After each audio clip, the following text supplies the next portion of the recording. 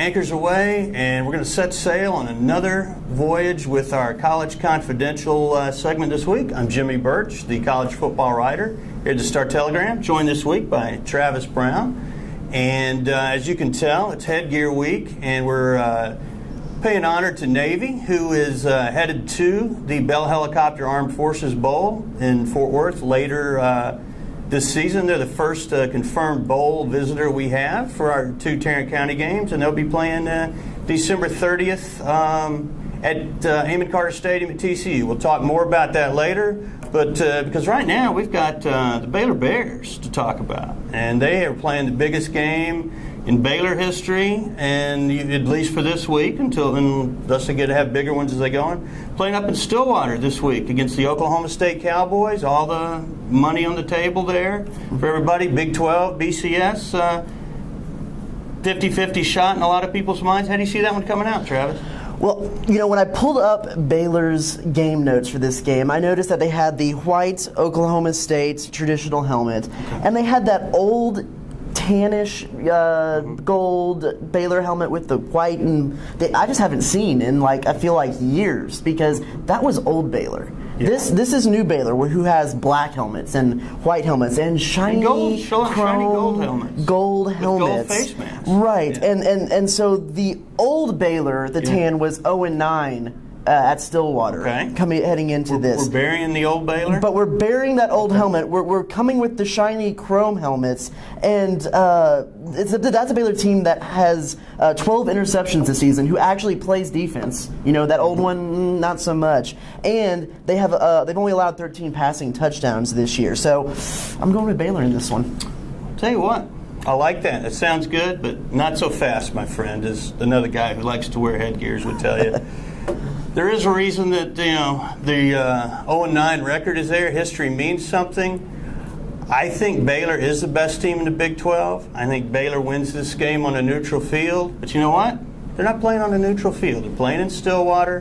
Baylor may very well win this game. They may win it by 3 touchdowns. But I'm going to go with my gut instinct I've had since September, and that is the Big 12 is so balanced, I don't think anybody can run the table. That includes Baylor. That includes Saturday in Stillwater. I think the Cowboys pull a slight upset. And like I say, I may be 3 touchdowns wrong on that.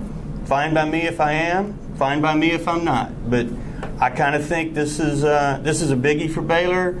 Bryce Petty's talking about the need to be perfect in this game. That's asking a lot of yourself. And we'll see. If Baylor can handle that environment, they can handle any environment, though. If they win that, they're gonna roll it the rest of the way.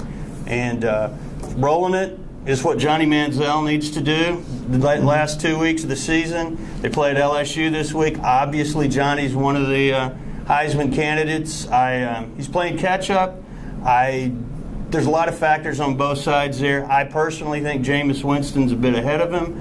And as long as Winston holds serve, he probably gets across the finish line. But Johnny can make a huge case against LSU, against Missouri. What do you think he's capable of in those? I tend to agree that in today's Twitter universe of the society that we live in, Winston is trending. He is. And I don't see him falling out of that favor anytime soon. Should Florida State win out, he still continue to put up the numbers. But if he were to slip up, they were to lose, he were to just not have a great game, what Johnny Manziel has in his favor is 2 top 20 teams that he's facing. He sure does. And he has a better chance to have that Heisman moment than Winston might have. And have it in November. Yeah. Right, when the voters are really thinking about it. So that's why I want to go with Winston, but Manziel's not out of this by any means. So. Not at all. And, these next 2 weeks are huge. And as I mentioned earlier, in terms of Navy, and then we got the Cotton Bowl, coming in January. You got Navy. We don't know who they're playing yet, but they're going to play somebody from the Mountain West. Could be Colorado State. It could be Utah State. Could be UNLV. Could be a lot of people. And it'll be interesting to see if it winds up being Colorado State. You got Navy quarterback Keenan Reynolds. He's got 19 rushing touchdowns, 884 yards. Colorado State has the running back Capri Bibbs, who leads the nation in rushing touchdowns with 25. He's rushed for 1,439 yards. those are the top 2 guys in the country in rushing touchdowns, and they could be going at each other here in Fort Worth. And for people who are interested in that, for tickets for that game, it would be armedforcesbowl.com. And the Cotton Bowl, obviously, is pretty well sold out and everything. You got Big 12 SEC. Got some interesting matchups there when that game comes to Arlington. What intrigues you there? You could see stars like South Carolina's Jadeveon Clowney there. That'd be interesting. Maybe get another one of those huge hits like he had in the bowl game last year. But what intrigues me the most is maybe getting Mizzou back in here and have what many people would still kind of believe is a Big 12 versus Big 12 matchup. Yeah, it would be a long shot because they would have to beat Baylor, and it would be a long shot. But to me, what would intrigue me the most is a Texas versus Mizzou matchup because a lot of people thought Texas is a little bit the bullies of Big 12, kind of caused some of this chaos to happen. I think that would be very interesting, but for sure, it would be very interesting to have Mizzou in playing any Big 12 team, Oklahoma State, whoever it might be. Yeah, I think you're probably more likely to see Oklahoma State or Baylor on the other side of a Missouri equation, but anything's possible, and as we've seen in the Big 12, and anything's possible Saturday up in Denton where North Texas is going to be playing. They're in control of their destiny in the CUSA race. Got UTSA. If they win it, they got a great chance to win out, get to the conference championship game. This is their last real contender on their schedule. Can they get it across the finish line?